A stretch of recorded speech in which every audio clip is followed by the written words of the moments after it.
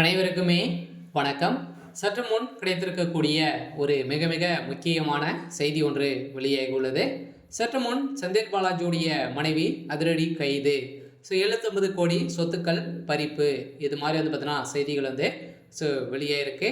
ஏற்கனவே சட்டத்துக்கு விரோதமான பண பரிமாற்ற வழக்கில் தான் செந்தில் பாலாஜி அவர்கள் பார்த்தீங்கன்னா கைது செய்யப்பட்டு அவருக்கு நிபந்தனை அடிப்படையில் தான் ஜாமீன் இருக்காரு. இதை தொடர்ந்து இப்போ பார்த்தீங்கன்னா அவருடைய மனைவியுடைய பேரில் இருக்கக்கூடிய 79 கோடிக்கும் மேற்பட்ட சொத்துக்களும் பார்த்தீங்கன்னா பறிக்கப்பட்ட சம்பவம் பெரும் அதிர்ச்சியை ஏற்படுத்தியிருக்கு. ஆனால் மீண்டும் மீண்டும் செந்தில் பாலாஜியுடைய தலையில் ஒரு மிகப்பெரிய இடியாக தான் விழுந்திருக்கு. இருந்தாலுமே இவருடைய வழக்கை மீண்டும் ரத்து செய்ய போகிறதாகவும் ஒரு பரபரப்பாக பேசப்பட்டு வந்திருக்கக்கூடிய நிலையில் இப்போ உச்சநீதிமன்றம் இவருடைய வழக்கில் பார்த்தீங்கன்னா சம்மந்தப்பட்ட அனைத்து இடங்களிலும் சோதனைகள் நடத்தியிருந்த அடிப்படையில் தான் இப்போ செந்தில் பாலாஜியுடைய மனைவியுடைய பேரில் 79 கோடி சொத்துக்கள் பார்த்தீங்கன்னா இப்போ ரீசெண்டாகவே சம்பாதிச்சுட்டு இருக்காரு அப்படின்ற மாதிரி இப்போ வெளியேறக்கூடிய செய்தியால் தான் அவருடைய மனைவி அதிரடியாக கைது செய்யப்பட்டிருக்காங்க.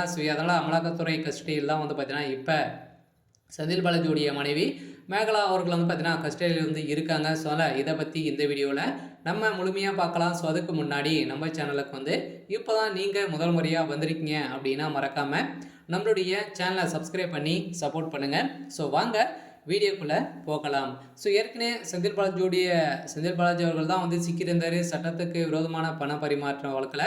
இவருடைய வழக்கின் அடிப்படையிலும் அவருடைய மனைவி பார்த்தீங்கன்னா மேகலா அவர்கள் பார்த்தீங்கன்னா அவருடைய கேஸ் விஷயத்தில் எந்த ஒரு முன் ஏற்பாடுகளும் பார்த்தீங்கன்னா நடத்துகிற அவருடைய கலந்து கொள்ளவே இல்லை. இருந்தாலுமே இதன் அடிப்படையில் இப்போ மின்சாரத்துறை அமைச்சராக இருக்கார் இல்லையா செந்தில் பாலாஜி அவர்கள் இருக்கார். இப்போ 40,000 கோடி மெகா ஊழல் நடந்திருக்கு அப்படின்ற மாதிரி திமுக கூட்டணி வைத்திருக்கக்கூடிய அன்புமணி ராமதாஸ் அவர்களே பார்த்தீங்கன்னா குற்றச்சாட்டுகளும் இதுக்கு தகுந்த ஆதாரங்களும் கேட்டிருந்த நிலையில் பார்த்தீங்கன்னா இப்போ எடுத்து தூண்டியிருக்கப்பட்ட சம்பவம் தான் செந்தில் பாலாஜியுடைய மனைவி பேரில் பார்த்தீங்கன்னா இப்போ ரீசெண்டாகவே 79 கோடி சொத்துக்கள் பார்த்தீங்கன்னா வாங்கியிருக்காரு அப்படின்ற மாதிரி தகவல் வெளியாக இருக்குது. ஆனால் அதிரடியாக அவருடைய மனைவியும் கைது செய்யப்பட்டிருக்காங்க. இது எங்கேருந்து வந்திருக்கு அப்படின்ற மாதிரி இப்போ அமலாக்கத்துறையால் சோதனைகள் நடத்தப்பட்டு வந்திருக்கக்கூடிய நிலையில் மீண்டும் செந்தில் பாலாஜியுடைய வழக்கை ரத்து செய்ய போகிறாங்க.